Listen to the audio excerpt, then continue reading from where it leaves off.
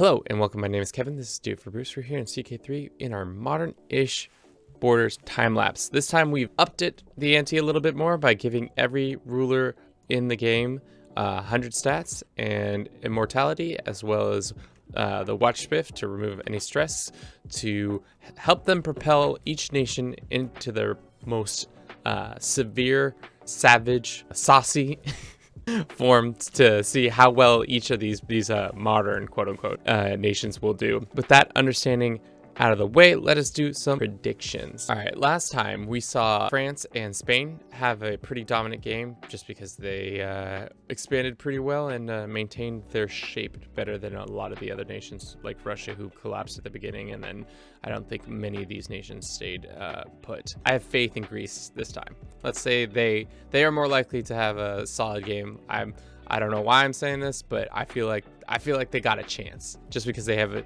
easier time to expand here. Catholicism will be the top religion once again, outdoing everybody else. Culture-wise, I think Anglo-Saxon might be pretty dominant, or maybe one of the Norse people will have a good game this time. And then finally, I think the strongest court language will be either Arabic or I think Italian Bulgar. Those two will be the most dominant. Let's see what happens with all these immortals, and I'll see you in the post.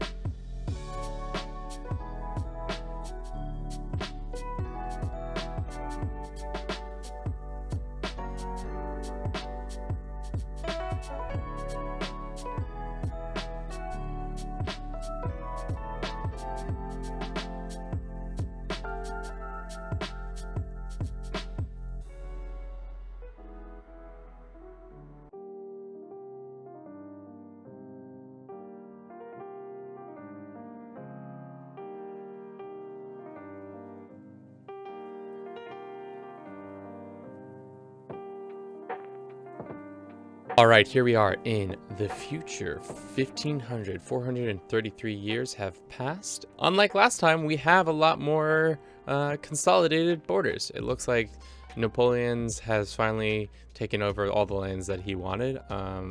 It looks like Syria has somehow outproduced almost all of its neighbors except for Lebanon. And then we got a little Iran, little guy right there. And then Afghanistan, surprisingly, out of the Middle East, I was not expecting that one. I was expecting Iran or maybe one of the other ones to be more prolific. Let's look at faith. Whoa, I think our winner is going to be Ashari, actually, this time. Wow, pure domination with the help of Iran or Afghanistan, as well as all these nations in the north over here. We do have some Armenia somehow survived. Nice, like that. And then some Orthodox out here. I think our strongest dude is our king, the greedy. Yeah, that's a greedy face if I've ever seen one. Oof. And it's good to see that the AI is actually using all of its skill tree points. For the patch, they were constantly not using points, so they were only going down their one specific tree. Let's get into culture. Let's see who's done the most. Yeah, this is it's more complicated, I feel like, than it normally is. Yeah, like this is just a jumbled Russian, Ruthenian, Cuman. Even with the update, it seems like a lot of people, maybe just because they're immortal and they just didn't decide to change a lot, but like a lot of these, there's only a couple of looks like diverged or changed cultures. Not a lot of movement I'm seeing. Like there's one right there that diverged, but it looks like a lot of people stayed with their original culture. They might have built onto it, like reformed it, but they did not do much more than that. Like even some of these guys who've been around for, like, you're Mashariq and you've been the cultural head of Mashariq, Syria has, and he has only 4 out of 8 slots. So I don't understand why he done more of that. Yeah, 6 out of 8. I wonder what's propelling them to do not to, or to diverge or increase their traditions to the max. So like this, we can see. Oh wow, Norway is Germany. Interesting. I would not have guessed that. And the United Kingdom is also here. What happened to your Immortal? Did he get sent home? He got sent home. Yeah. Died due to a botched treatment by... Dude, I tell you once, AI, I tell you 1,000 times, invest in your physicians. You have the money. There's no need to hold out and be stingy. No need to be stingy at all when you're like, especially because these guys are probably making $220 a month. A majority of our Immortals have stayed healthy or at least alive. So let's look. Out of all of the boys who stay, yeah, there's quite a few of them still in power of some sort. Not as powerful as they once were. Some of them have gone on to become... That's interesting. They're Holy Order leaders. This guy was the owner of Israel. He has since now just owns... Where does he reside?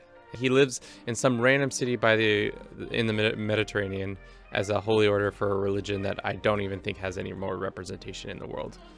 You're a holy order for a dead religion that nobody's ever going to be able to call you into action.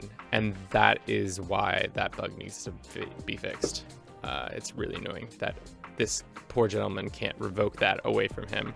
I'm experiencing something similar in my own campaign right now. Languages. Oh, looks like Shaz Turk is pretty good. Iranian, Arabic, Iberian Vulgar, High German. High German seems to... Anglican? No. These are all... I would say it's probably Shaz Turks. It's the one that seems to have the most coverage, at least. High German afterwards, or Arabic. Maybe Arabic seems to have a little more coverage here and there than High German. I think that's how we have for you today. Thank you so much for watching. If you enjoyed this, don't forget to comment, like, and subscribe. And as always, have a good rest of your day. Ciao.